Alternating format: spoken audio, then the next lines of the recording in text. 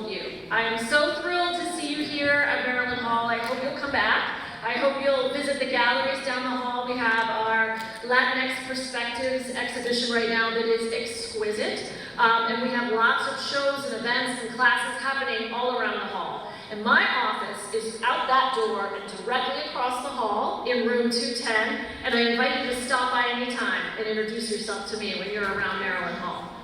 So I hear that we're here tonight for the 5th Ignite Annapolis. Yeah. So awesome, especially since I heard that the last one did not happen on March 12th of 2020.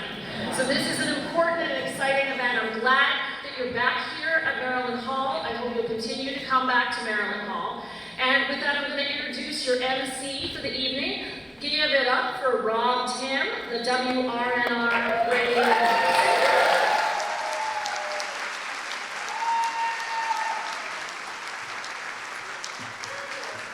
Hi. It's been a minute, hasn't it? When you went into work today, was everyone all like, oh, it's the first day of fall. It's first day of fall. I call BS. All right? There are exactly 120 minutes left in summer. We shall not go gently into that good autumnal night, but rage against the dying of the humidity, which, now that I've said it out loud, really doesn't seem like a compelling argument. At any rate, welcome to Ignite 2022. This was supposed to be Ignite Annapolis 2020, but this event was actually almost like one of the canaries in the coal mine and was one of the first big events canceled at the onset of the pandemic on March 12th, 2020, right when everything was going. But you're still going to see much of what you would have seen that evening, as 9 of the 17 speakers who had originally been scheduled that night are with us this evening.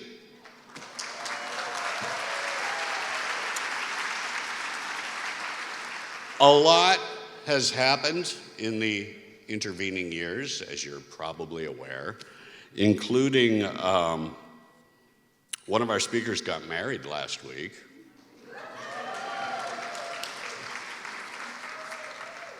We do have to also mention that this evening is benefiting the Anne Arundel County Food Bank, which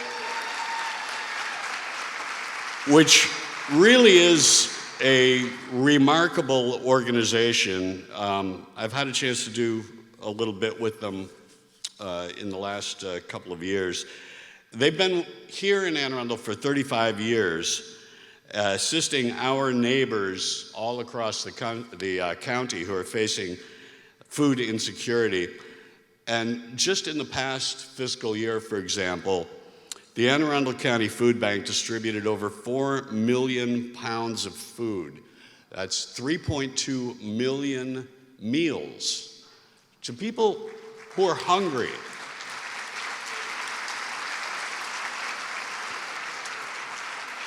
And keep in mind that even as the effects of the economic effects of the pandemic, those that were so front and center in the early days, as those wane, economic support has also waned, and we've added inflation to the picture. So struggling families are struggling all the harder, and the Anne Arundel County Food Bank is here to meet that need, and we really are so glad to be partnered with them.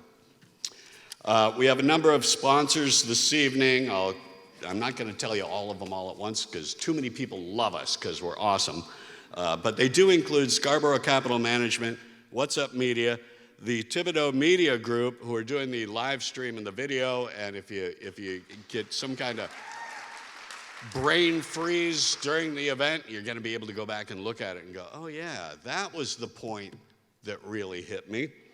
And also Ion Annapolis as well, and John Fernay.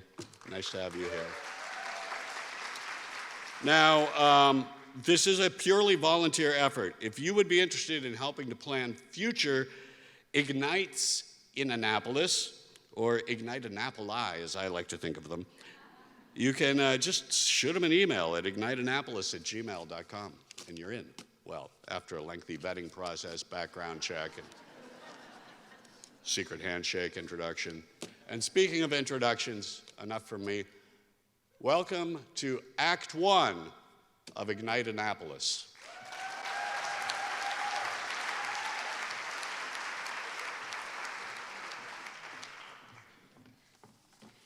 Good evening. I'm Sandy Travis Bildahl, and tonight I'm sharing a story from my book, Bravery Becomes You: On the Road to Fearless and Free. And it's an adventure that begins with a question. What would you do if you were brave? That's what I wanted to know. And so when my son called and said, "Hey Mom, want to go on a 6-week camping road trip out west?" I said, "Absolutely not. I've never camped in my life."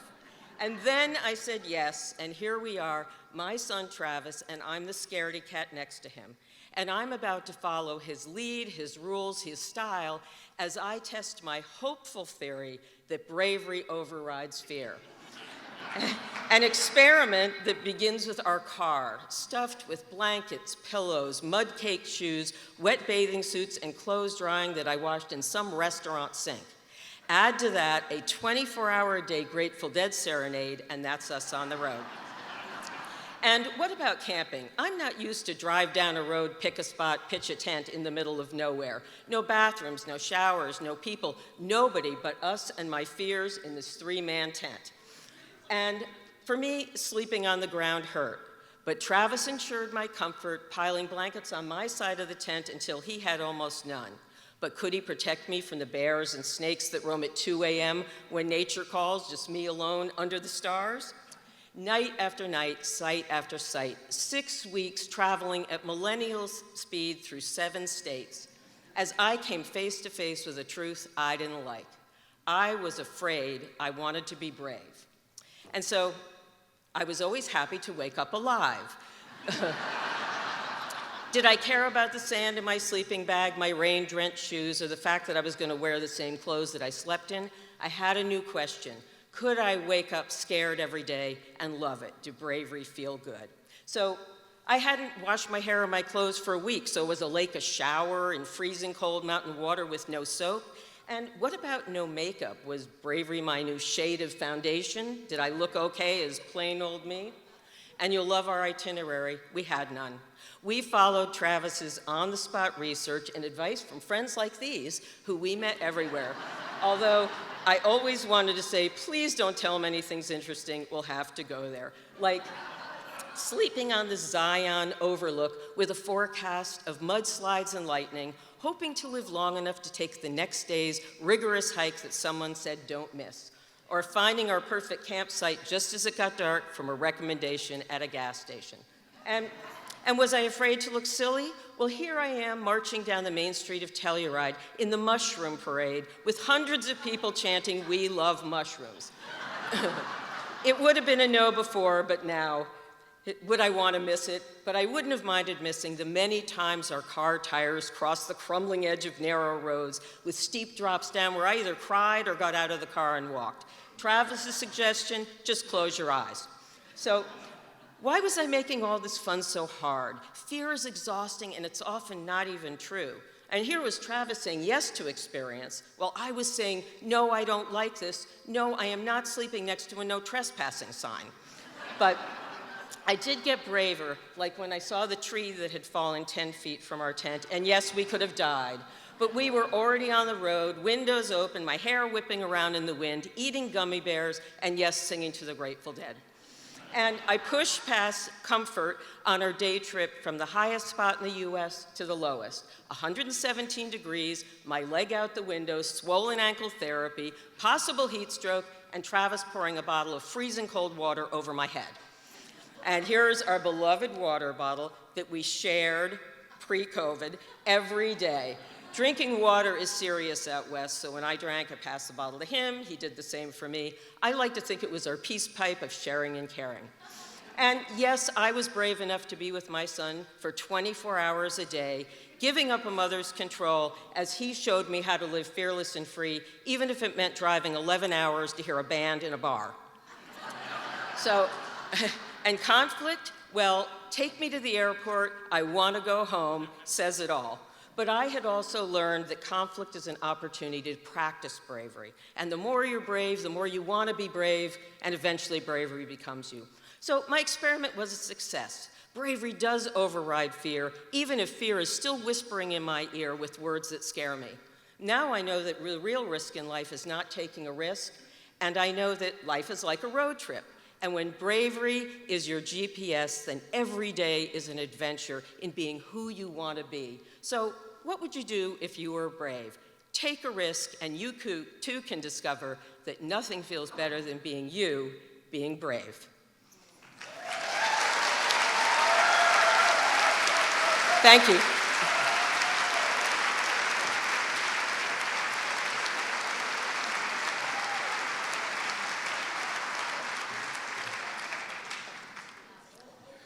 Annapolis is a city of ghosts, as is every city. When we acknowledge our history, we see those ghosts and we learn from them. Because the past is not the past around here. It lingers in customs and memories and in our wounds. Mark Twain once said, "History doesn't repeat itself, but it often rhymes." You may recognize these prominent men that are coming up on the next slide: Peka, Chase, Carroll, and Stone, all foundational figures in the formation of our country. All were signers of the Declaration of Independence, all lived in Annapolis, and all owned enslaved Africans.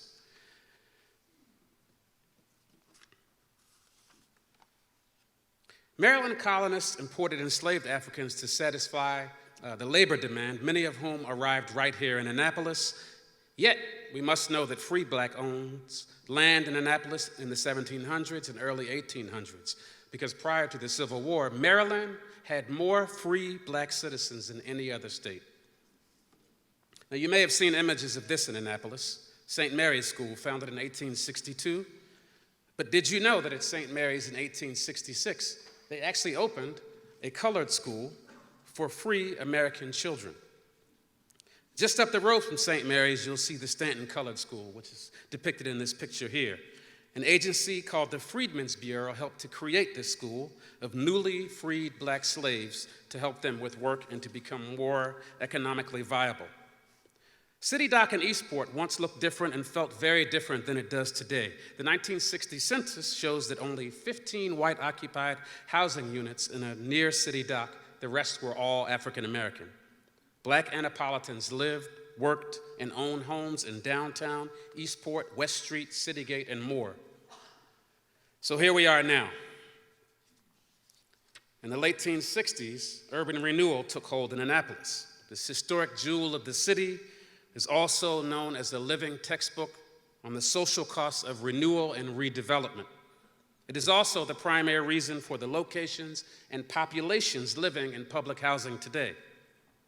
Now, that brief exploration that I gave into the past just serves as a backdrop and lands us squarely in the present. It is neither an indictment, nor is it an accusation. It is merely an acknowledgement, because we are not just the past and present, rich and poor, black and white. We are all of these things and everything in between at the exact same time. Now, Annapolis is known as a tourist hotspot. Across Annapolis, there's beautiful homes that are making way for even more beautiful homes.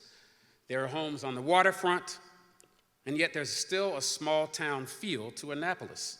What other cities try to create through urban planning, Annapolis possesses deep down in her bones, even as racial disparities, housing issues, and their consequences persist. Because also in our beautiful city, our crumbling public and subsidized public housing infrastructure continues to exist, and things are being done about that. But it is important that economic imbalance and unaffordable housing be very high on our priority list, because it impacts all of us. Annapolis also possesses a very strong sense of place and deep roots that is often hard to find in other places. And more we are embracing the celebration of all different cultures, from Annapolis Family Day, Kunta Kinte Festival, Annapolis Greek Festival, St. Patrick's Day Parade. To me, these are all building blocks to a more one Annapolis. Until the early 1970s, Carr's Beach, as you see depicted here, was a beach where African Americans went because other beaches were segregated. A lot of you all may already know this, but Fats Domino, Stevie Wonder, Frank Zappa, little Stevie Wonder, as I said, Otis Redding, Sam Cooke, all performed at this beach. And just recently, this beach was acquired to be a public park. Anything that we can imagine for our city, for our children, for our schools, and for our bay is attainable. Now, this image that you see here is a depiction of equity, equality, liberation, and inclusion. It's describing what it looks like. And even if these words don't have an immediate tangible effect, it puts new ideas and challenges into the wider consciousness, so that later on down the line, in a different context, these cues and observations will resurface for the people of Annapolis. Now, how do we become a more unified Annapolis? I propose truth, trust, and reconciliation. I also propose equity and access, as well as intentional investment in all people and all communities. And finally, I propose that we work together. An example of all of that is this right here, an opportunity to exchange ideas and move towards more convergent thinking. And finally, I believe in reframing narratives. One Annapolis is, amongst other things, a narrative. It is a way of expressing an aspirational reality, and it challenges a more dominant reality, the reality of inequalities in our city. Everyone finds themselves in conversations like this, and I realize it may be a little triggering or off-putting, but someone in this room, combined together, when we think about all of us collectively, has all experienced different things, and they've experienced challenging conversations that can feel impolite or sometimes even disruptive. But sometimes, in order to ignite, you must disrupt. Thank you.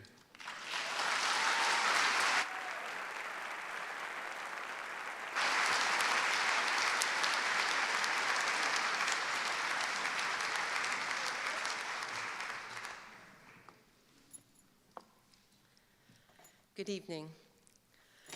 It was the birth of my daughter, Natalie, that shook the first memories loose. But I wouldn't find the courage to go public with my secret for another 11 years. Until then, no one would know that from age 11 to 14, my parish priest routinely molested me. I was in 7th grade when I began working Saturday nights and Sunday mornings at my parish rectory. My $5 per week job included serving meals to the priest. My first encounter with Father Kostolnik was on a Sunday morning. He sat alone, strategically positioned where no one could observe his behavior. He created the perfect opportunity to victimize any young girl who served him. He was never caught in the act. At 33, with the birth of my daughter, memories surfaced. I broached the subject with my 2 younger sisters who followed in my footsteps serving the priests. Initially, the 3 of us laughed. It was a relief and validating to know that it wasn't a figment of my imagination. And then I stopped laughing. I told my devout Catholic mother it would be the first of several conversations over a dozen years. Each time she responded, "It happened so long ago, just let it go." And I did. But in 2001, with Nat now 11, the same age I was when the abuse began, something shifted. A line in a documentary, "I want to confront my father so I can take my power back," cut me open and propelled me into action. I was ready to go public with a secret that I'd kept for 3 decades and begin a journey to heal my heart. The next day, I wrote a letter detailing the abuse to Monsignor William Lynn, Secretary of the Clergy for the Archdiocese of Philadelphia, basically the head of HR. I remembered a Billy Lynn had gone to school with my brother, had become a priest. That Billy Lynn was now Monsignor William Lynn. A few weeks later, Monsignor Lynn's assistant acknowledged receipt of my letter with a minimalist response. When the church investigated, Father Kostolnik denied everything, as he had previously when allegations of sexual abuse surfaced against him in the 80s in another parish. About the same time, news about sexual abuse by priests in Boston surfaced. By the end of April, 5 months after I sent my letter, several more women came forward with similar accusations against Father Kostolnik. Only then did the Catholic Church force him into early retirement to live out a life of prayer and penance. By the time he died in 2009, a total of 18 women had reported he had abused them. 3 years later, in 2012, the city of Philadelphia subpoenaed me to testify against the Archdiocese for covering up sexual abuse by priests. The defendant, Monsignor William Lynn. On the stand, his lawyers questioned my credibility. They asked why I had never shared this information. As a child, I could not speak up to save myself. Priests were God. But as a mother, I could speak up to protect my daughter and to seek justice for other victims. At the end of a $12 million defense, the jury convicted Father Lynn of child endangerment. He became the first cleric in the Catholic Church's clergy abuse scandal to be found guilty of shielding molesters. He was sentenced to 6 years in prison. He served 3. By testifying, I was part of history, ensuring that sexual abuse victims at the hands of Catholic priests got justice and redemption. But what I personally wanted to hear was, I am sorry. I am sorry from Father Kostolnik, and most importantly, I am sorry from my mother for choosing to protect a representative of God over me. Both have since died, so I will never hear those words. So how could I move on? Through this journey, I've learned a lot about compassion and forgiveness. It took time to find compassion for my mother. I understand that her world revolved around the Catholic Church, and to acknowledge a priest's abuse of her 3 daughters would have destroyed the very foundation of her life. She simply could not do it. Compassion allowed me to accept that she was doing the very best she could. I've also learned how important it is to forgive, to be able to say I'm sorry, and the need to hear I'm sorry, maybe even repeatedly until it lands. I have transformed my scars into stars, and we all have scars and secrets that we keep. And yet, on the other side of sharing awaits a new life, made deeper, richer, and more joy-filled through compassion and forgiveness. Thank you. Thank you especially to my family and my friends and my neighbors who are here to support me, and especially my husband, Bob, and my daughter, Natalie, because without them, I wouldn't be able to stand here, and I am very grateful. Thank you.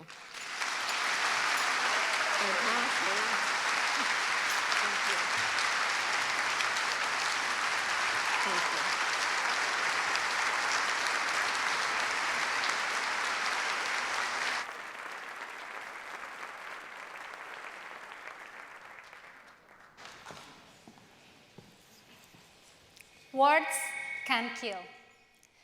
The word intoxicado left Willie Ramirez quadriplegic. It sounds very similar to the word intoxicated, but it means food poisoning in Spanish.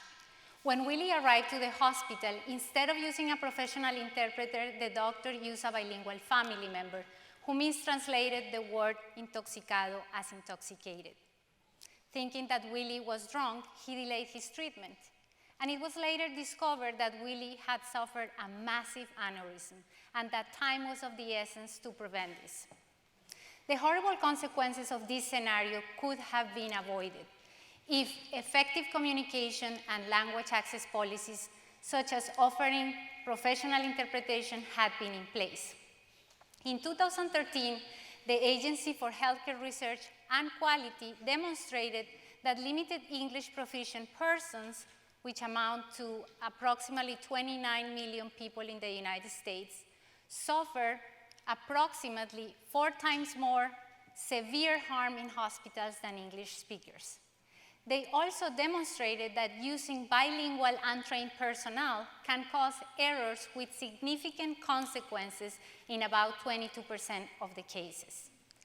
When I interpreted for Jose, the patient that inspired me to be here today advocating for language access, I realized how our health is our most important asset, and how communication can truly make the difference between life and death. Jose left everything behind in Honduras to save his life from gang violence. When he arrived to the United States, he had nothing other than his body and his health. But then he got sick, went to the hospital, they didn't have interpretation services, and they delayed his diagnosis for another 2 months. After all he did to save his life and come here, we failed Jose. See, language is not only a tool to access thoughts, ideas, values, culture. It is a powerful tool. In fact, in medicine, communication is the most important diagnostic tool, and it is the key to due process in law. The paradox is that common definitions on cultural competence describe our ability to communicate and interact effectively with people across cultures, but it largely assumes that such interactions occur within the same language. Similarly, diversity, equity, and inclusion trainings are not equipped to teach organizations how to include the multilingual populations. This oversight cost Jose and Willie their health. And it is impacting 29 million people that suffer from more misdiagnoses, surgical delays, and falls, and in general, worse outcomes in healthcare when compared to the English speakers. See, how can we talk about diversity, equity, and inclusion when we have nearly 30 million people in the United States that are excluded from effective communication and access?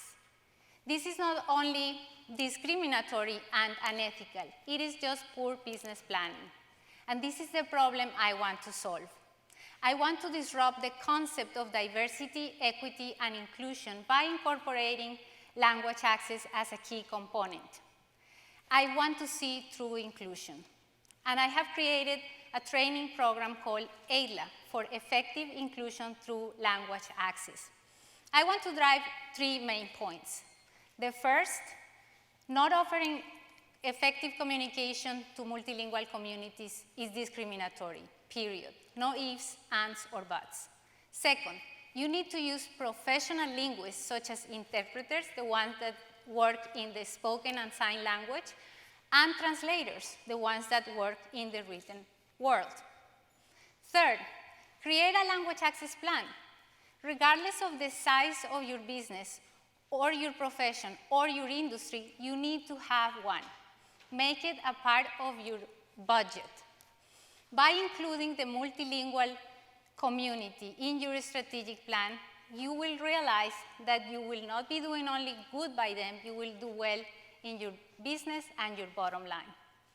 My mission is to create language access plans that are as effective and universal as hand sanitizer.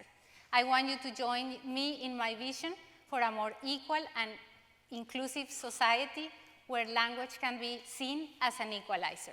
My name is Carol Velandia, the founder and CEO of Equal Access Language Services. Thank you.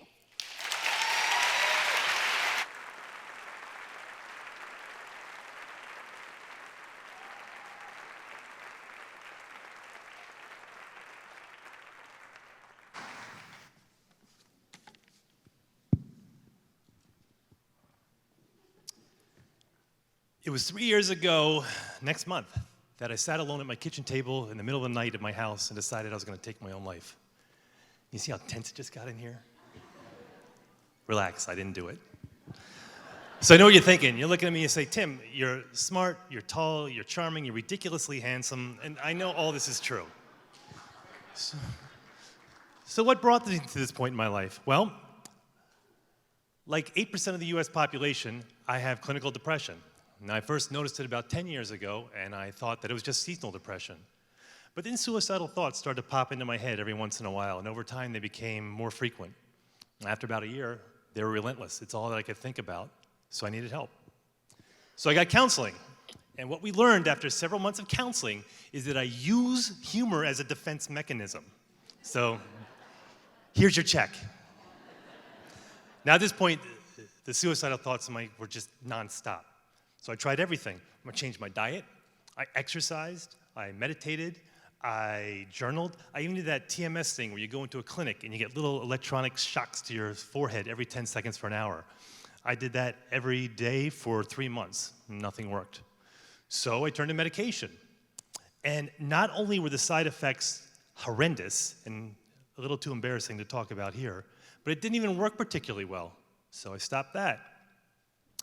Then I read a book called How to Change Your Mind by Michael Pollan. It was on the New York Times bestseller list. It was about the new science of psychedelics, particularly psilocybin mushrooms, and how it was upending every aspect of mental health.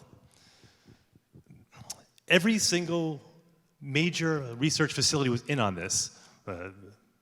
NYU, NIH, Berkeley, and right in our backyard, Johns Hopkins. And what they determined was that psilocybin mushrooms were extremely effective. Not moderately effective, not somewhat effective, but extremely effective at treating depression, anxiety, PTSD, OCD, sexual trauma, addiction, the list goes on and on. In fact, one study said that just one guided 4-hour psilocybin trip was more effective than 10 years of daily talk therapy. And they're completely safe. Of all the substances that are out there that are illicit, psilocybin mushrooms are by far the safest. So I searched high and low and got myself some mushrooms. And there's nothing more embarrassing than to have to call around your millennial friends looking to score some mushrooms. But I did. Then I rented an Airbnb downtown, and I don't want to mention where it was because the owner might be here tonight.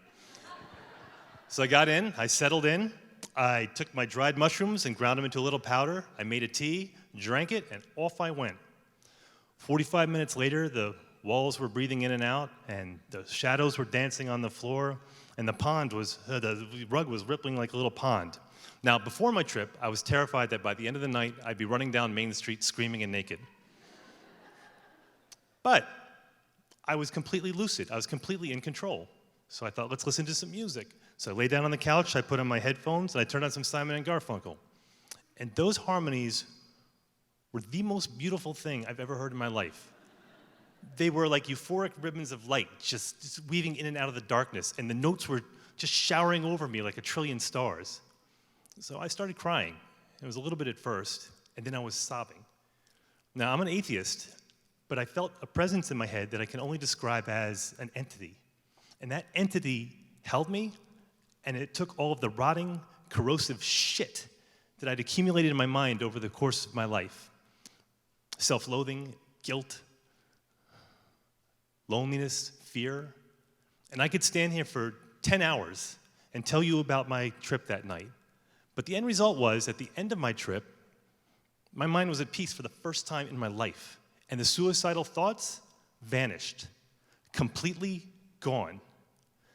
Now, was my experience typical? Well, according to Johns Hopkins, Among those who participated in psilocybin research, over 2/3 of them ranked the event among the top 5 events in their lives, including the birth of their child. And here's a tidbit. Among those for whom religion plays a large part of their life, almost all of them said that the trip deepened their faith and brought them closer to God. Yet, psilocybin mushrooms are still a Schedule I drug, along with heroin, cocaine, and crystal meth. 8 US cities have decriminalized psilocybin mushrooms, and 2 states allow it for the treatment of mental health. We need to legalize it. Here, in Annapolis, in Maryland, without the typical political foot dragging. Psilocybin mushrooms literally saved my life. It's made me a better husband, it's made me a better father, and a better person. It has the potential to drastically improve the lives of tens of millions of people. So, if you know any elected officials, call them. Tell them about this. And if you are an elected official, it's time to legalize now. Thank you very much.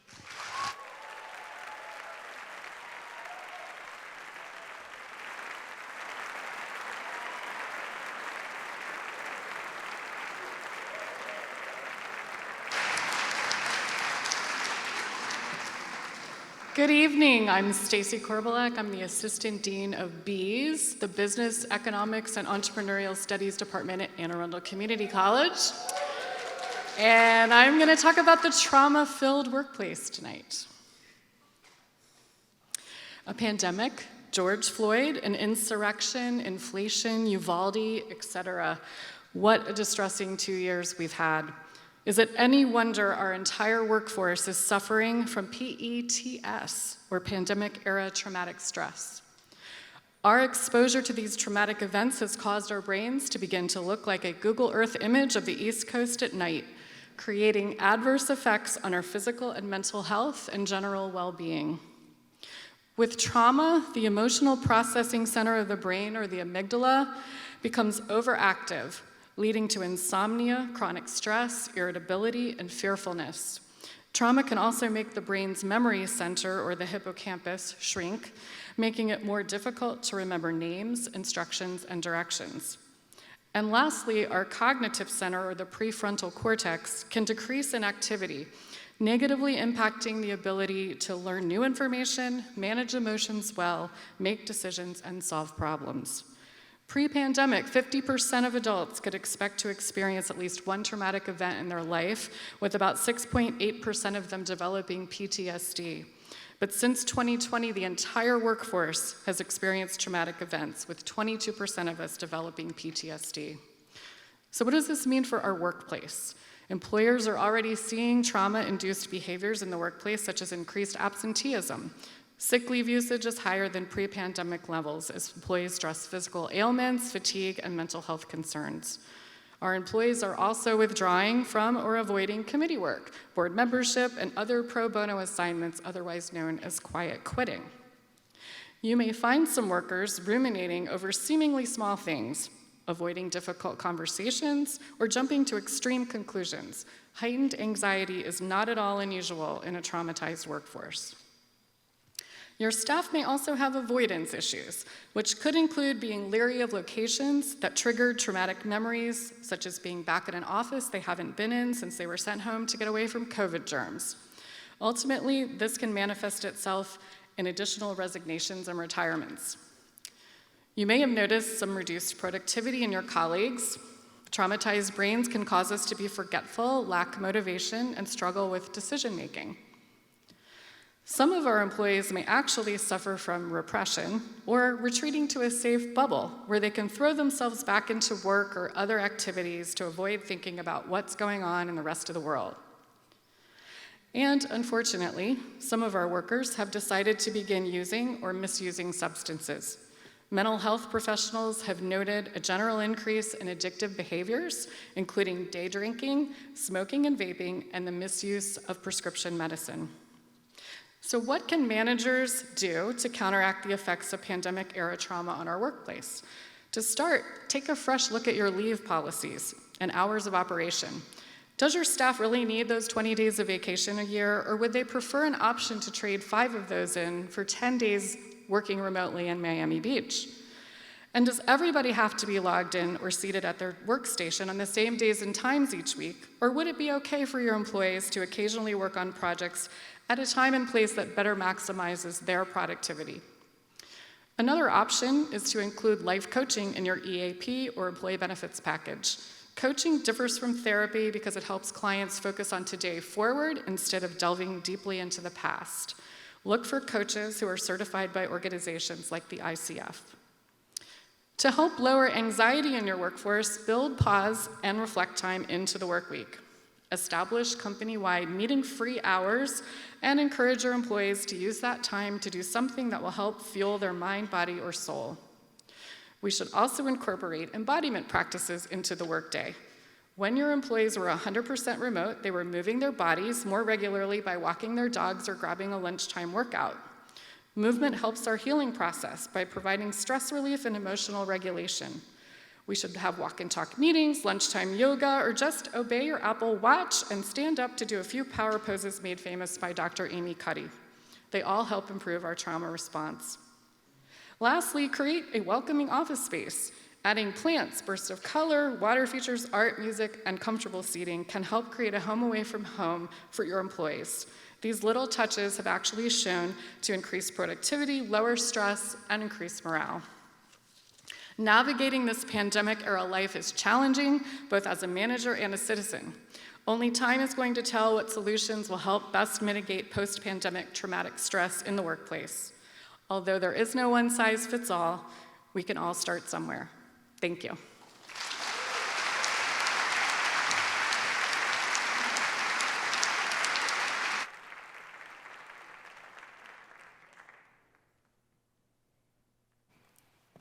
Good evening.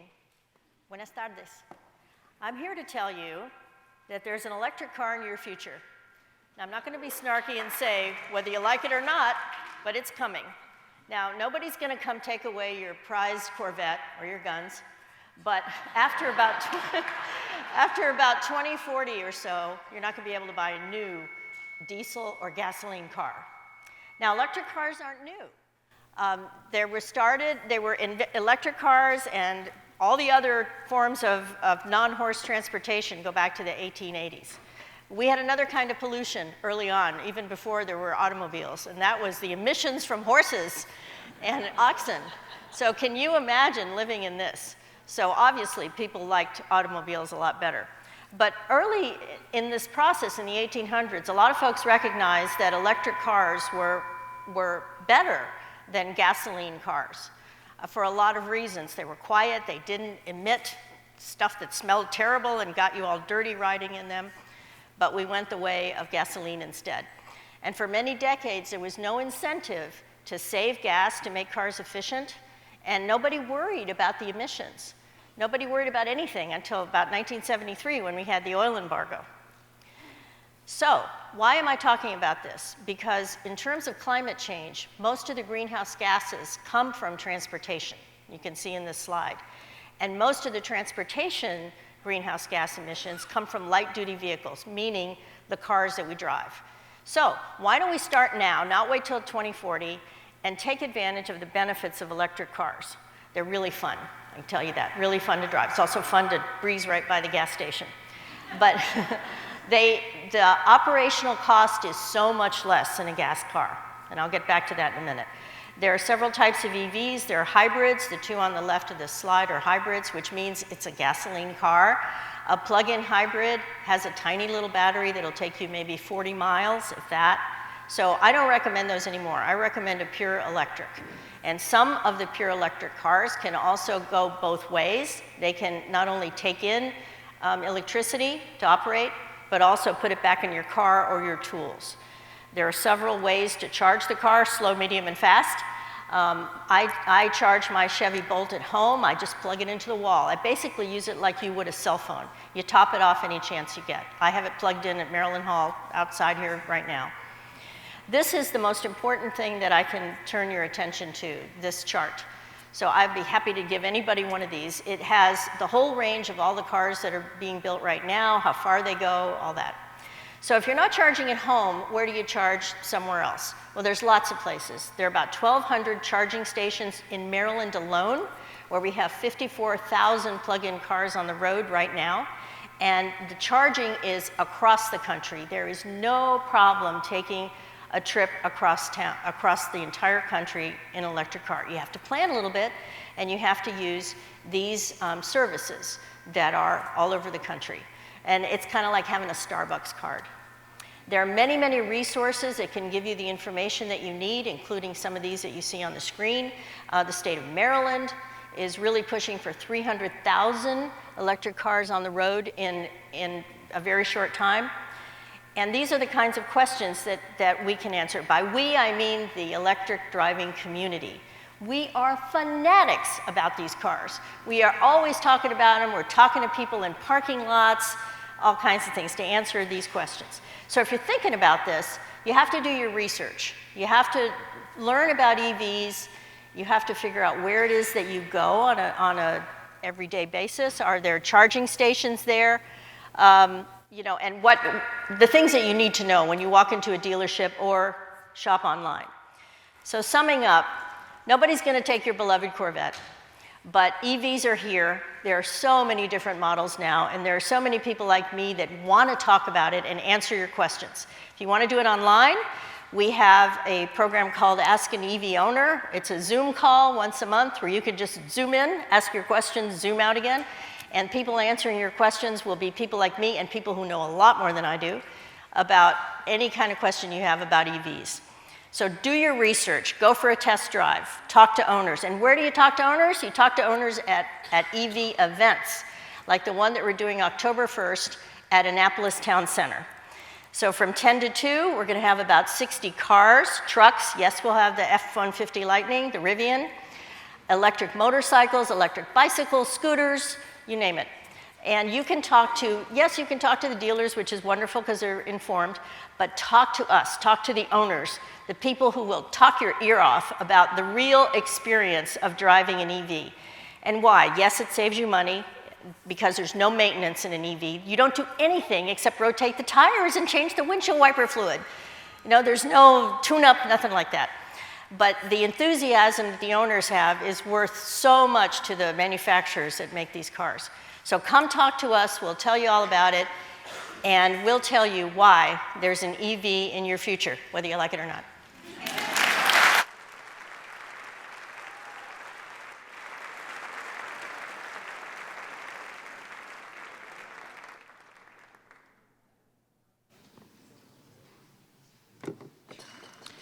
Good evening. My name is Connor Curran. I'm 20 years old, and I decided at a young age to get involved in our school system and our county government. Young people should have a voice at the decision-making table.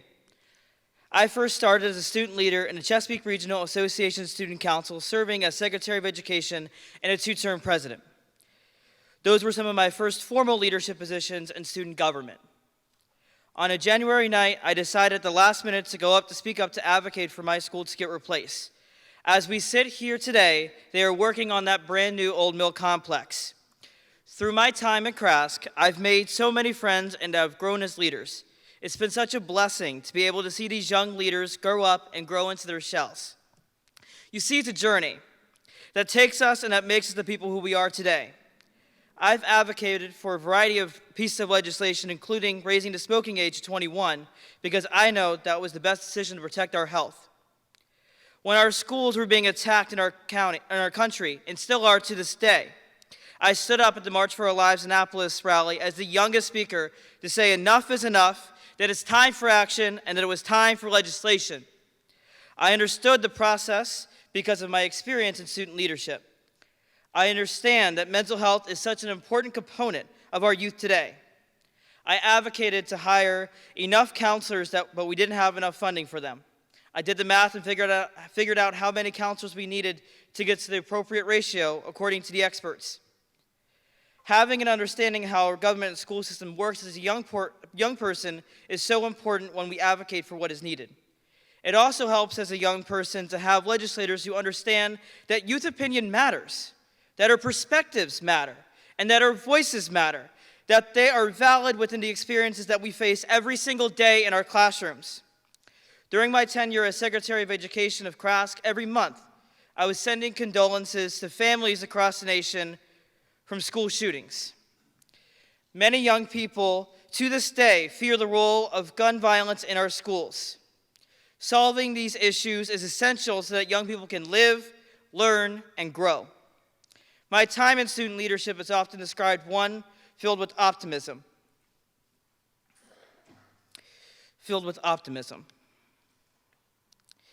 When I was leading my peers, I always ensured that they were having a good time because I understand that the issues that we may face are really serious, and making sure that the people who are most vocal about these issues feel comfortable during the conversation.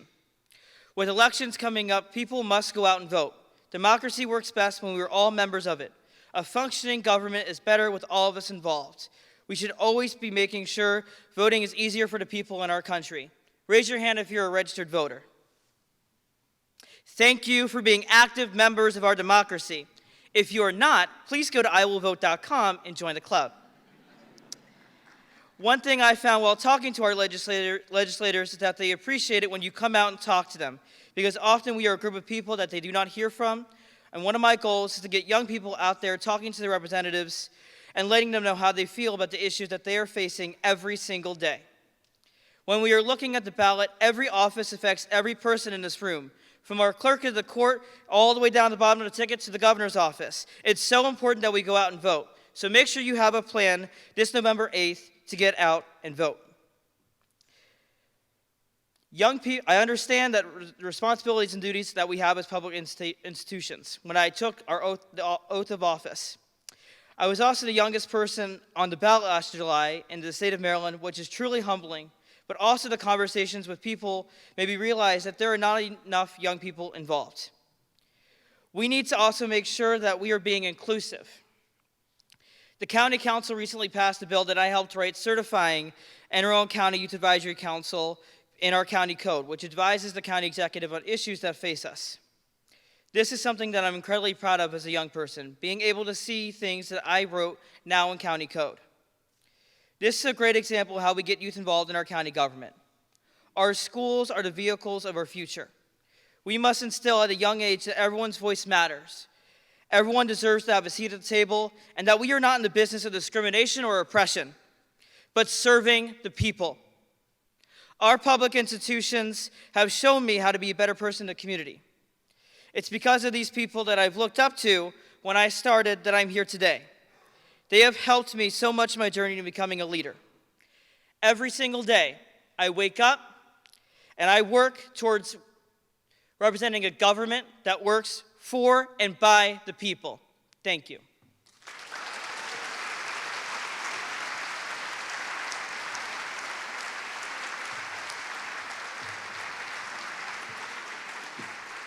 What do you think so far? Did we kill this mic? What do you think so far? Pretty good?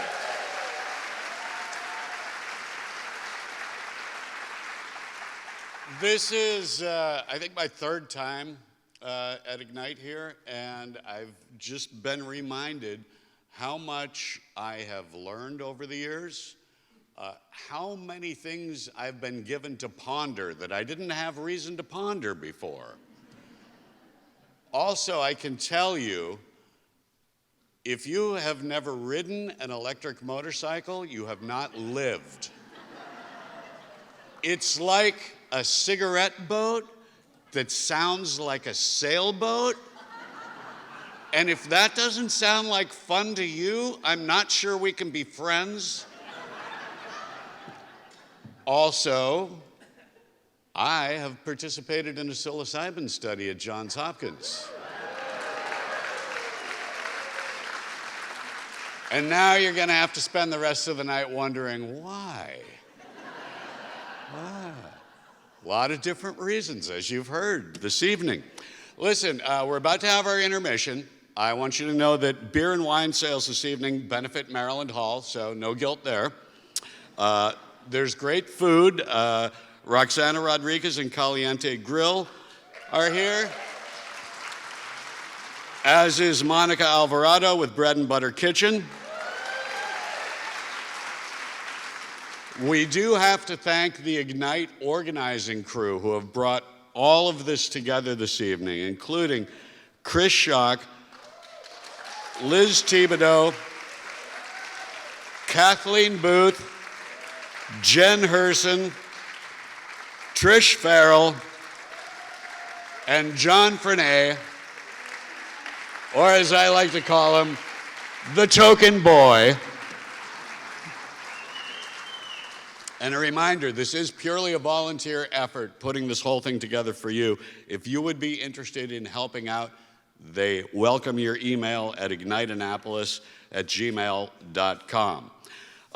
Further sponsors this evening include Data Canopy, Bay Ridge Wine and Spirits, Full Sail Media, Leadership Anne Arundel, Suited For, Eye-Opening Photography, LHR Digital, Mackenzie Commercial Real Estate, and WRNR. Now, go intermish, and we'll come back with Act 2.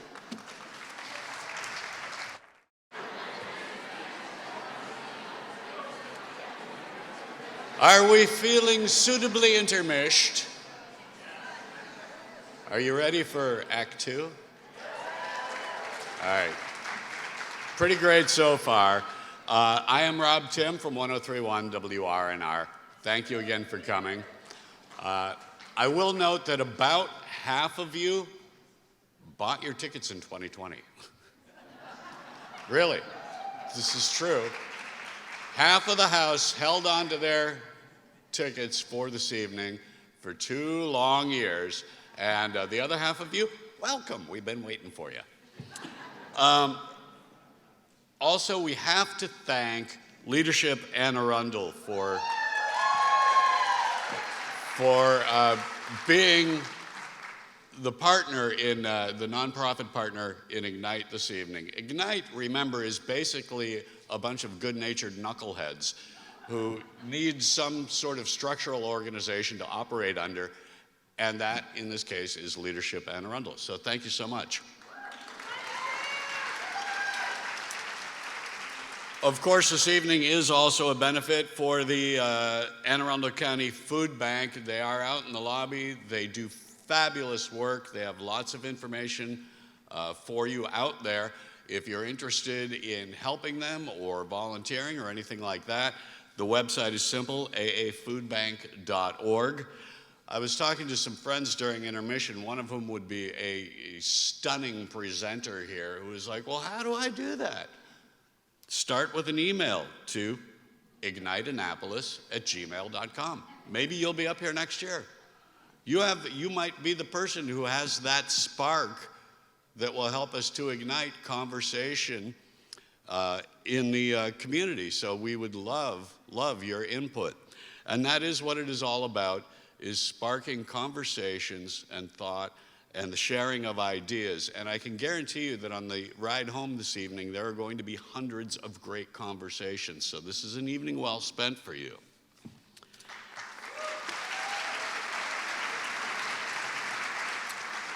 Without further delay, it is my absolute pleasure to introduce you to Act 2 of Ignite.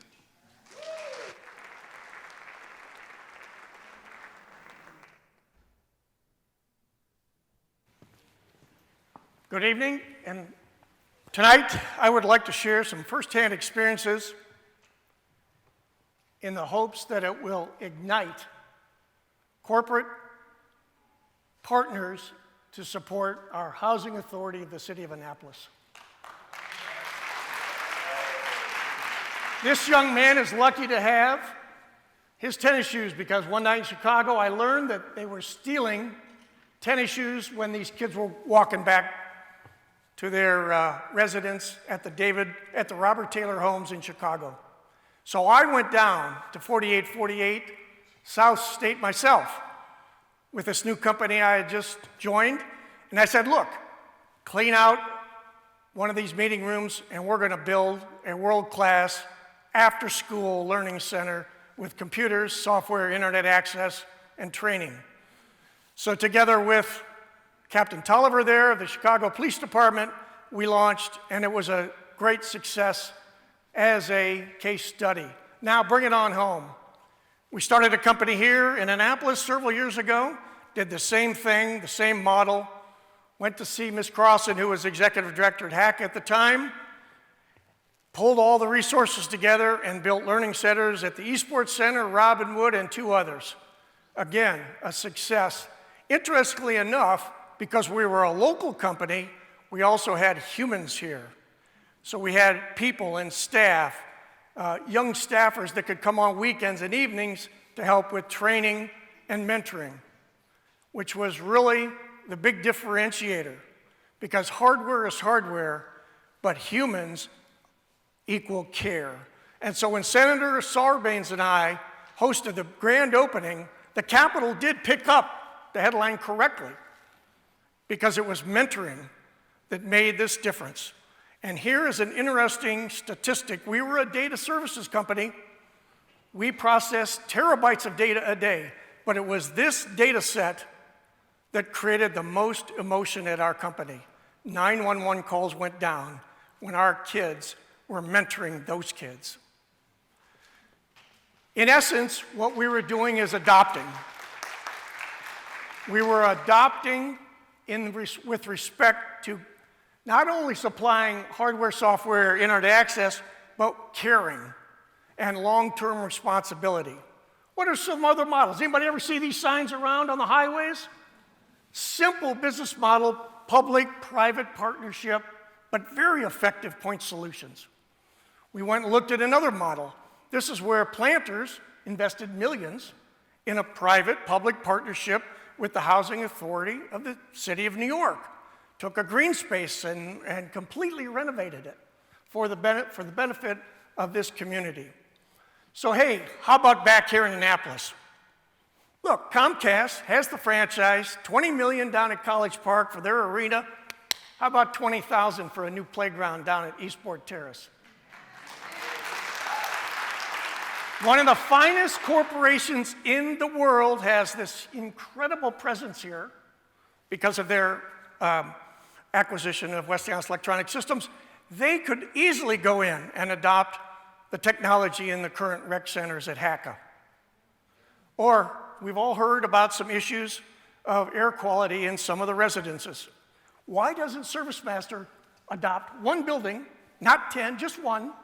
We'll give them the naming rights, and they can remediate the mold, the air quality, bring it up, and as one of 1,000 points of light, somebody else could take the other building. And these all don't have to be large companies that do this. For example, we could take the health club downtown here in Eastport. They could take one hoop in the playground and adopt it. A new backboard, and keep putting new nets in, because we know this is critical infrastructure. Earlier it was mentioned about the chop tank. 100 degrees one day, no lifeguards at Eastport. What happens? Chop Tank, newest restaurant, will fund the subsidy to hire the lifeguards. The pool opens. Those guys were heroes.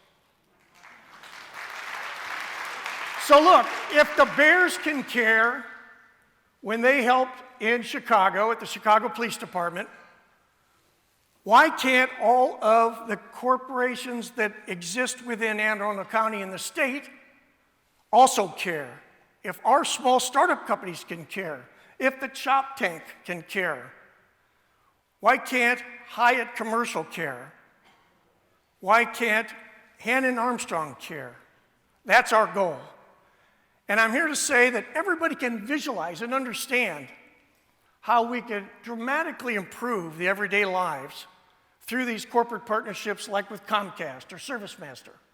But I'm here to also say my hope is that these corporate partnerships will also create the hope that it will eliminate at least one of those gut-wrenching 911 calls that we all read about the next day. Thank you very much.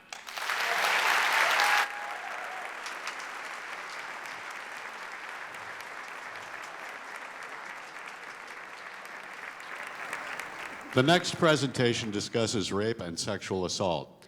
If this might make you uncomfortable, please feel free to step out to the lobby, perhaps enjoy a beverage, come back in 20 slides and 5 minutes.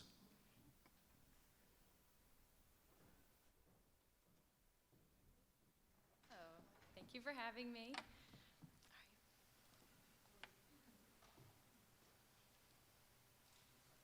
My name is Marissa Newman-Jackman, and I've been told I'm a likable person. Because when we're young, if someone liked you, they chased you around the playground. I remember being told, "Oh, honey, they're teasing you because they like you." And if they really liked you, they might be mean to you. In middle school, I remember a boy getting his pants pulled down in front of all of us by a girl who liked him. We all laughed, and he turned bright red. So it got me thinking, if we're teaching kids that liking someone means making them uncomfortable, we are teaching kids to ignore feelings and boundaries. And what does that look like when they get older? Actually, we know. A report by the AAUW showed that nearly 50% of middle schoolers have reported experiencing sexual harassment. Society has basically normalized this behavior. Now, I'm about to share something that may be hard to hear. The reason I'm talking to you about this today is because 6 years ago, my cousin Erin lost her battle to cancer at 22. In the last months of her life, she suffered from night terrors. Although she was at that time battling for her life, the night terrors she was having came from being raped over 3 years earlier. I got involved in sexual assault prevention after Erin passed away. I couldn't stop thinking about how this had happened to her, and I couldn't stop asking myself, what makes an otherwise seemingly decent person do this to someone? What could they have learned that would have led them to make a different choice in that moment? You see, the person who raped my cousin wasn't a stranger. The person was one of Erin's friends. He'd eaten dinner in her home, and yet he still did this to her. It's hard to believe, but most perpetrators aren't hiding behind dark bushes. In fact, 3 out of 4 people who report attempted or completed rape know the person who assaulted them. If the harm is coming from people we know, we have a problem here. And here's the thing about it. If we don't pay attention to early problematic behaviors, kids will continue to grow up and hurt each other. So here's the big question. What do we do? How do we prevent rape? Lots of smart people have been working on this for a long time, and here are some things we can do. We start prevention early. You can model empathy and build emotional skills by acknowledging your child's feelings, saying things like, "Wow, it looks like you're really upset right now." You can ask a child how they want to say goodbye, a hug, a fist bump. Let them set their own boundaries and start learning how consent works. Because if we model this stuff early and pay attention to the early risk factors like sexual harassment, like a teen receiving unwelcome texts from a friend, or someone saying, "That's so gay," we can respond to it before it escalates to sexual assault. You see, kids are going to push boundaries. They're testing. Kids try things out, especially things they notice around them. It's how they learn. But a young person who gets used to ignoring other people's feelings hasn't learned that how people feel about their boundaries matters. And a young person who doesn't learn that boundaries matters may become a teen or an adult who doesn't consider another person's boundaries when they're alone with someone in a basement or in a car or at a party. Right now in Maryland, there are prevention education sessions happening in middle schools, teaching kids about boundaries and emotions, like, does a smile always mean happy, or can it mean nervous? They're learning about consent, and it's not just yes or no, it's ongoing enthusiastic verbal consent, ongoing communication, facial expressions, and body language to match that consent. They're even learning about what it looks like to give and get consent in a digital world. I want prevention education everywhere. Schools, doctors' offices, camps, youth programs, and at home. What prevention education is happening in your community? I know prevention is possible because research tells us it's possible. But how do I show people it's possible? I tell them a story. In my family, we're working on teaching my preschool-age kids that they have a say with what happens to and around their bodies. So it shouldn't have been surprising to me when, after a play date, we were saying our goodbyes and my son corrected another adult's behavior. The other family was packing up to leave, and the dad asked my son to give his daughter a hug goodbye. My son stopped. He looked at the dad, he looked at his friend, and he looked at me. "But Mommy," he said, "what does she want?" We can do this. Prevention is possible, and each of us has a role to play in it. Thank you.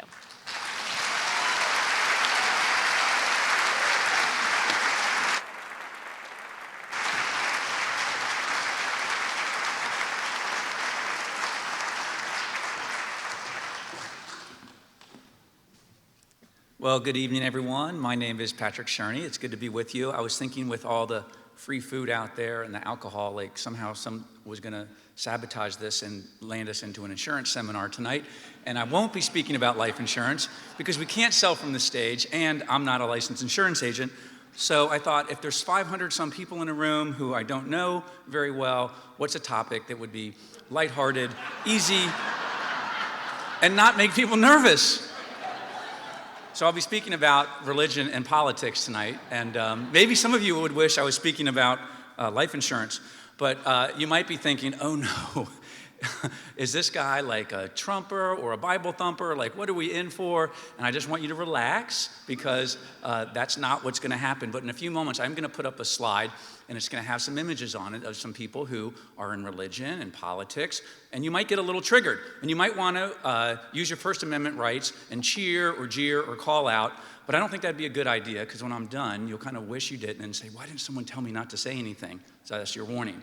So as you contemplate these folks, we'll take a few minutes of silence and just realize what you feel about it when you see their images, and just kind of go through each one, and we'll just take a few minutes or a few seconds for silence.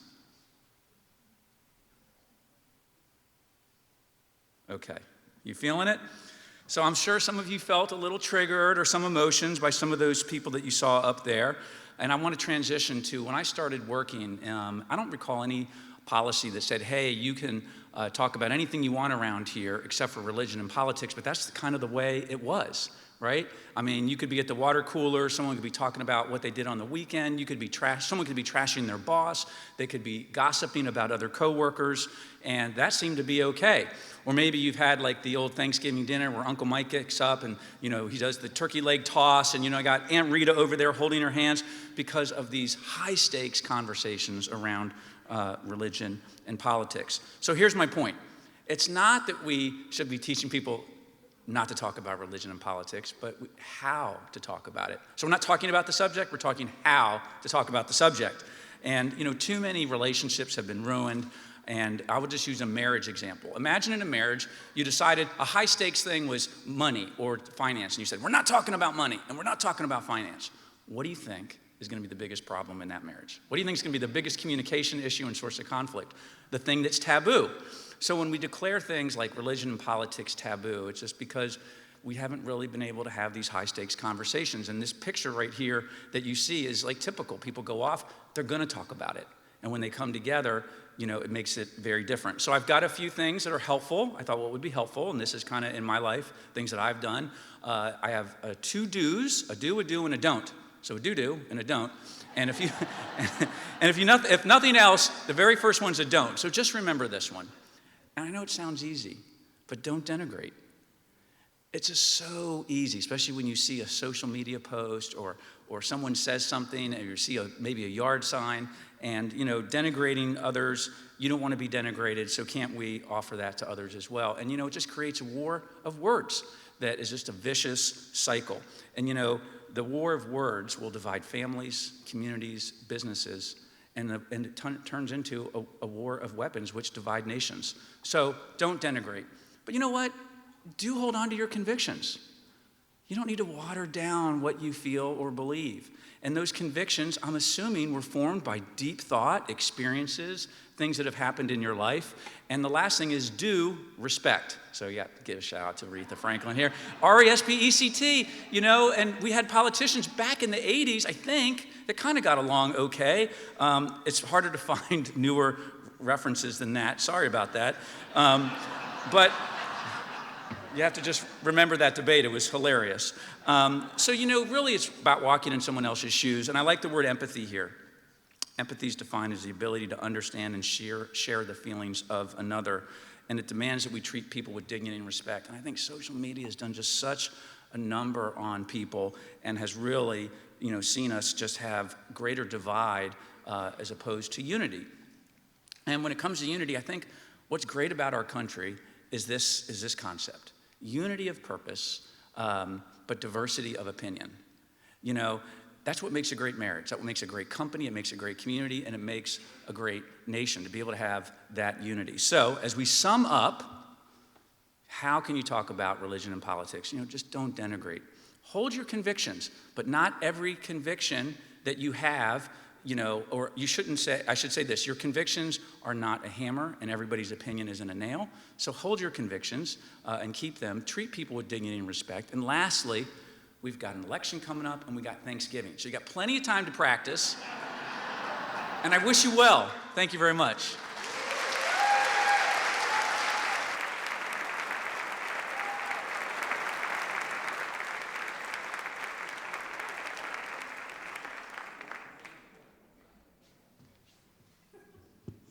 Hello. I'm Liz Murphy. I'm not talking about beer tonight for those who knew me as Naptown Pint, because we have a room full of big picture thinkers. We have a room full of visionaries, people who are meant to spark movements just with the power of their words. Whether you're an industry expert, an entrepreneur, a local politician, it doesn't matter. But have you noticed something? When we get this moment to be on stage, when we get this moment to say our big, bold idea out loud, when we finally found our voice, we freak out. What if no one likes us? What if somebody disagrees with us in public on the internet? Good God. So what do? Right? We play it safe. We take our big idea, we make it small. We take our big selves, we make ourselves small. We make ourselves more palatable. We choose to conform. And why is that? Not because we're weak. It's because we have cavemen inside of us. Cavemen inside of us who are absolutely terrified of getting eaten by dinosaurs. Because back then, conformity was king. If you didn't conform, you got kicked out of the tribe and you became the T-Rex's next TV dinner. So imagine yourself as a broke college student. Can't call mom for laundry money anymore because she's gonna get suspicious. So you decide you are going to do an experiment on campus about visual perception. So you and 7 of your friends show up. You're asked to sit around a table, and it's gonna be easy. They're gonna show you 2 cards. On one card, there's one line, and then all you have to do is, over a series of several trials, pick the line on the second card that matches. Easiest bar tab money you've ever made. Well, so you thought. See, after the first round, when everybody got it right, things start to go horribly wrong. One by one, you start watching every single person in front of you knowingly pick the wrong answer, and it's obvious, and you're going crazy. So what do? Do you conform? Do you give in to the little caveman? Or do you stick to your guns? Now, before you answer this question to yourself, I have to tell you 3 things. Number 1, I lied to you. This was never an experiment about visual perception. This was an experiment about how powerful is our urge to conform. And you are the only subject. Everybody else was in on the joke. Every other student was told to knowingly say the wrong answer. Number 2, I didn't make up this experiment. A man named Solomon Asch did. And he did this experiment hundreds of times across universities in the 1950s, and only 25% of people stuck to their guns. 75% of participants conformed.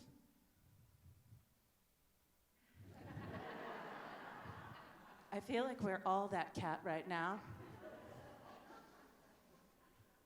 And that's because we all have that caveman inside of us. We all feel like we are weak, we are fallen, we have to please everybody. And we can't. It is impossible, guys. We know this. Not everybody will like us. We are not for everyone. So how do we solve this? Honestly, my best advice is for you to start acting like the Fast and the Furious franchise. And see, you think I'm kidding, but I'm not. Because for some people, and by some people I mean, hi, I am those people, the Fast and the Furious franchise is all I'll ever need. Would you like to put Ludacris and Tyrese in a Pontiac Fiero and shoot him in the space?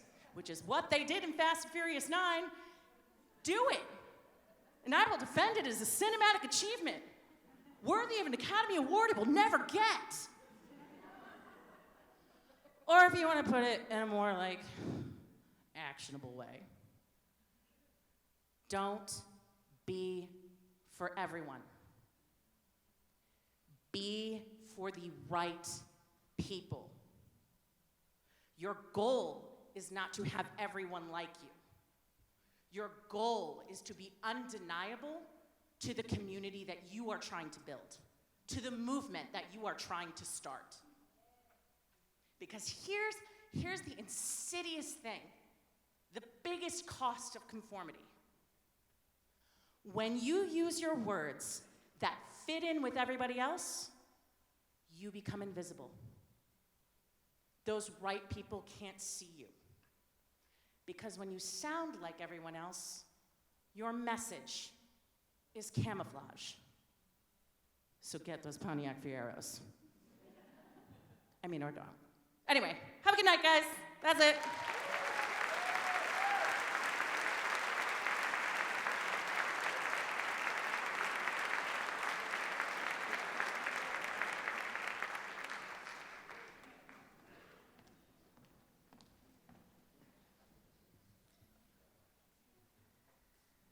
Good evening. My name is Nancy Johnson, and I'm a 30-year veteran of the fashion industry, and I'd like to educate you a little bit today on the unflattering side of fashion. The fashion industry is the second largest polluter in the world, and the only thing that's going to change that is to curb consumer behavior. For the rest of the slides, statistically, I'm going to refer to sewn products, and I'm going to refer to apparel and home furnishings, rather than any of the other parts of the industry in footwear and accessories. You might look at this and think that it's an ad for California closets, when in fact this is actually what most closets in this country look like. Most of those clothes will be worn 7 times, and most of them, if not all of them, will end up in a landfill. In the industry, apparel production is increasing by 50% per year. But statistics show that by 2030, we will increase consumption by 63%. Did you all know that it takes 2,700 liters of water to make one cotton t-shirt? That's enough water for one person in the world to drink for 2.5 years. That same t-shirt is going to travel about 20,000 miles during its life cycle. Not exactly carbon neutral.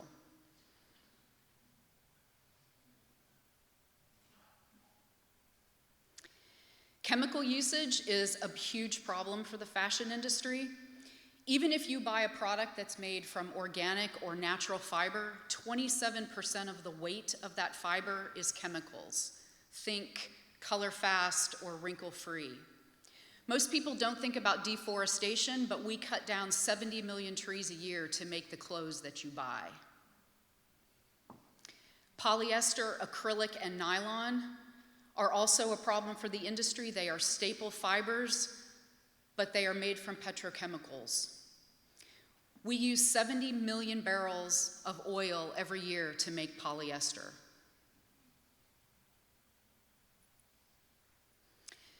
Textile waste is a problem that most major cities are trying to tackle. Not many are making progress. We need to find a way to get clothing and textiles out of our landfills. Water consumption is the biggest problem for the industry. Without it, we are not going to be able to combat any of the other issues.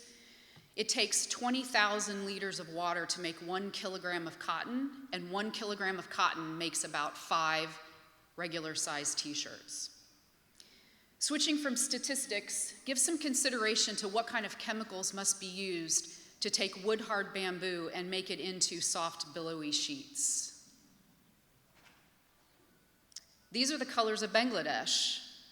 20% of all industrial water pollution is due to textile dyeing. Most of that is used in apparel and home furnishings.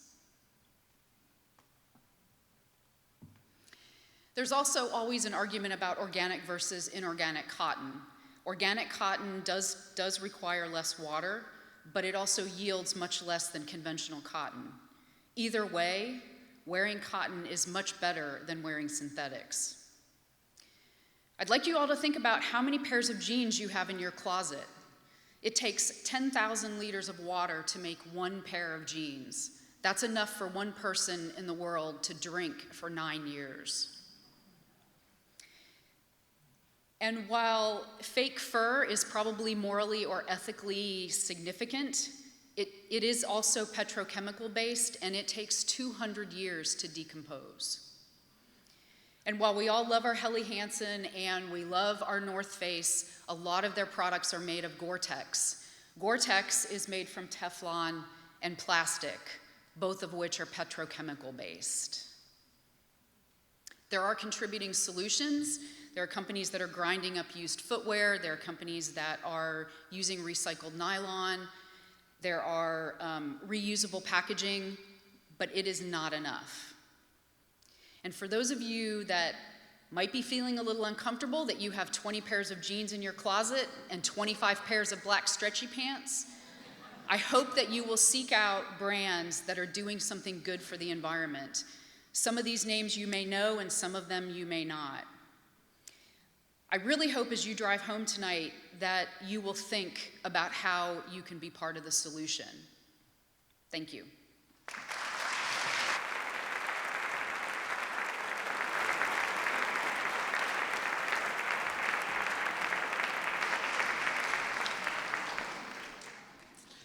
Hello, my name is Chanel Compton, and I'm an artist, and today I'll be sharing with you my transformative journey of creating a portrait of one of humanity's greatest freedom fighters, Harriet Tubman, in honor of her 200th bicentennial year. So, how did I get to do this portrait project? Well, this year in 2022, the world is honoring Harriet Tubman's 200th birthday. She was born in 1822 in Dorchester County on Maryland's Eastern Shore. Harriet Tubman would self-liberate from slavery in her late 20s and would return to the South 13 times to rescue her family and friends, becoming one of the most celebrated conductors of the Underground Railroad. This year, Maryland Public Television produced documentaries about Harriet Tubman and Frederick Douglass. Both films were directed by MacArthur's Genius Fellow, Stanley Nelson, and both films will be released this year. How exciting. As part of the interpretive film project, I was commissioned by Maryland Public Television to create a portrait of Harriet Tubman that will be unveiled at the Smithsonian National Museum on African American History and Culture. Growing up, I've always loved art and painting. I love making portraits, and it was through art that I found my voice, and I fell in love with the fine arts, visual arts museums, and in high school, I got really serious about my craft. I ended up going to art school and became introduced to some of my favorite artists today, such as Leonardo Drew, Mickalene Thomas, Faith Ringgold, artists who depicted Black history in magical and poetic ways. During grad school, I fell in love with museums, museum education, and community programming. Today, I'm honored to serve as the executive director of the Banneker Douglas Museums, Maryland's official museum on African American history and culture. Through our programs and exhibits, our museums share Tubman's stories daily with people of all ages and backgrounds, so I knew that this portrait project had to stand out from the many illustrations and paintings of Tubman that are exhibited worldwide. So I decided to do a mosaic. I love mosaics, the colors, the strong materials of stone and glass, but I had never done a mosaic before, but I was convinced that this was the perfect medium for this project. So let's see what happens. I was totally excited by my concept, but I was afraid of failing, taking on a high-profile project using materials I had never used before. Here are some of my initial saboteur thoughts that I encountered. Who can relate? So I called Maryland's godfather of mosaic art, Lauren Cornish. His work is displayed in museums and public spaces throughout the world in Maryland, including the Banneker Douglas Museum. I explained my concerns, and he listened, and he said this. He said, "Be still and let God speak to you." What? He explained that We all have a great purpose that is beyond our own fear. We just need to let our inner voice be a God or an inner light guide us, which was like the best advice ever. So I got to work. I researched and bought new materials. I listened to myself. I prayed. I just focused on the materials and the making. And more importantly, I focused on Tubman's story and her courage. Her defiance against slavery started as a child. She was struck in the head by an overseer for protecting an enslaved person who was trying to run away. The near-fatal injury caused her to have a lifetime of fainting spells and prophetic visions of freedom. This act of defiance took place at the Bucktown store, which is still standing today. I took a road trip there to the Eastern Shore and took a soil sample at that location. That soil sample is displayed with the mosaic. Tubman had a deep connection and knowledge of the Eastern Shore waterways, the land, and was very spiritual. She used this deep connection and knowledge to liberate approximately 70 people, and as she puts it, she never lost a passenger. During the Civil War, Harriet Tubman was a Union spy and led the Combahee River Raid. She navigated around explosive mines planted in the river and liberated over 700 enslaved men, women, and children, the largest freedom raid in our nation's history. Tubman's command of the rivers relates to Yemenya, a West African goddess of water. Yemenya's colors are white and blues. She is a protector of women, parents, and children, and she gives love and healing. I created a portrait of Harriet Tubman entitled, "Be Still, Radiant Child." It captures her connection with her inner spirit, nature, to God, and to her ancestors. For me, this was a pure project of love.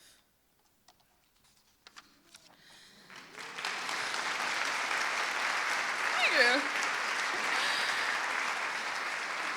you. In making this project, I learned that we are all blessed with an inner voice that is absent of doubt and fear.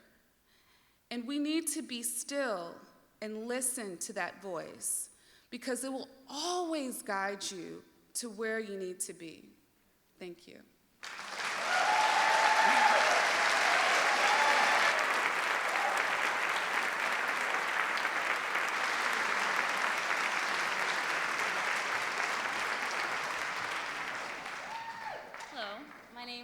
Liza, is this on?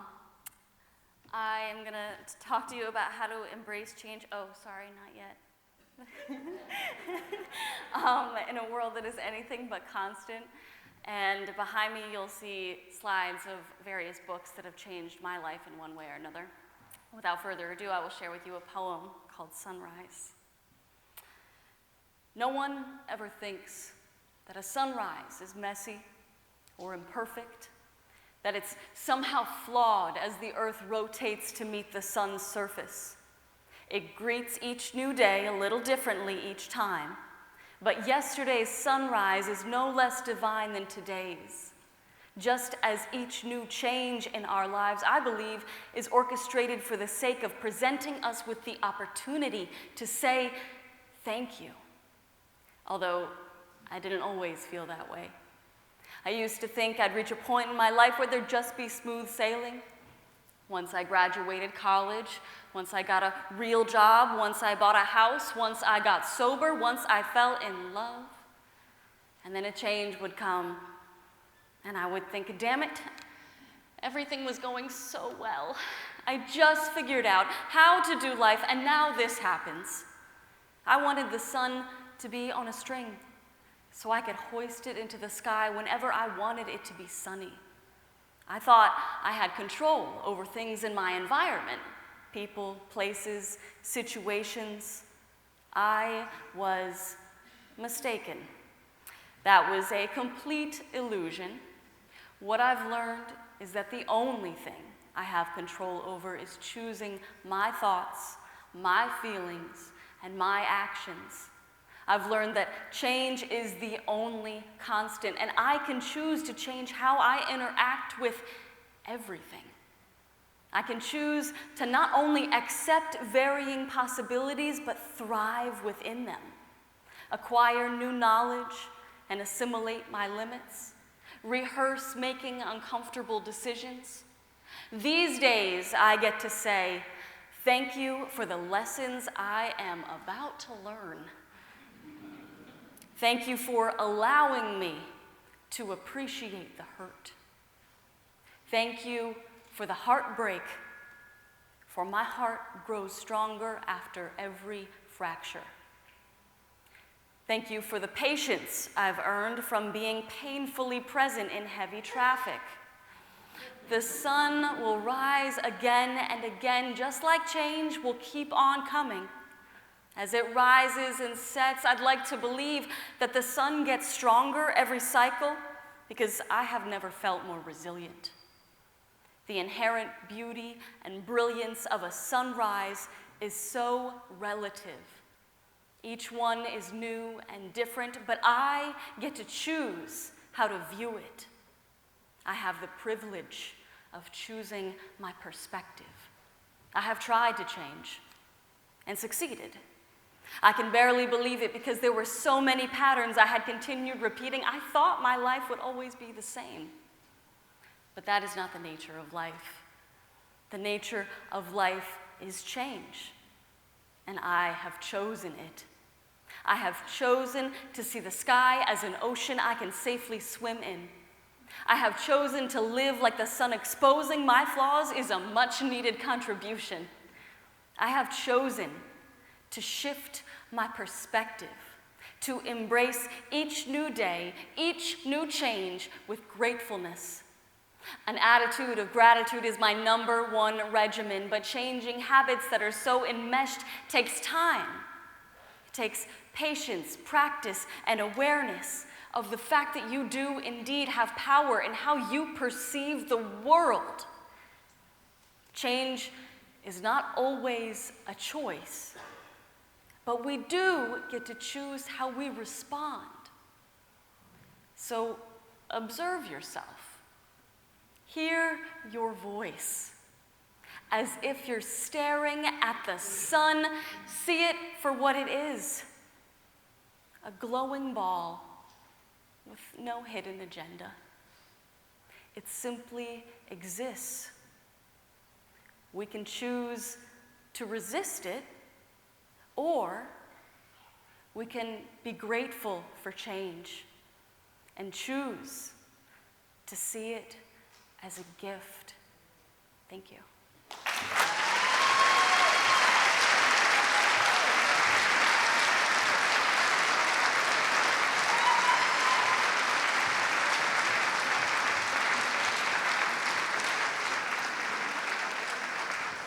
I've just been reminded that there are 2 things I don't like: change and the way things are.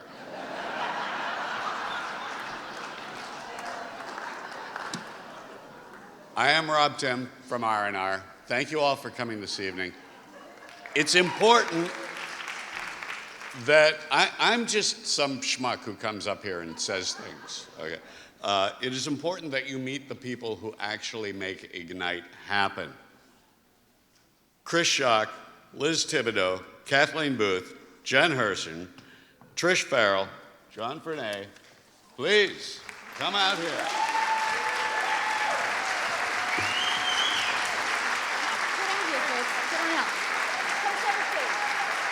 Don't go anywhere. Thank you, folks. Thank you.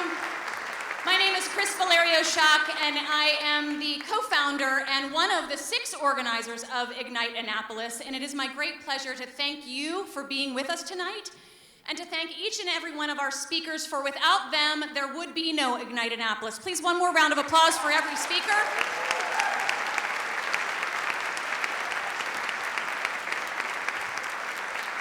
To the 9 out of 17 who stuck with us for 2.5 years, God bless you and thank you. To those who stepped into the spotlight with short notice, thank you.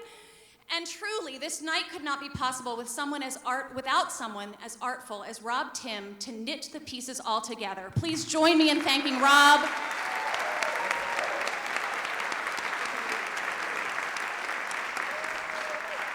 Has it that Rob is a fan of cherry pies. So John Frenay will explain the cherry pie we have here for Rob. This is a Chef Big Money Pie. This is good stuff. Kathleen Booth and Jen Herson couldn't be here with us tonight, but Liz Thibodeau has been my partner in crime since 2009 with the first Ignite Annapolis. Trish Farrell shortly came on board, and John Frenet is the newest to our team. Again, we thank you so much. We have plenty to think about on your ride home tonight. Thanks for joining us.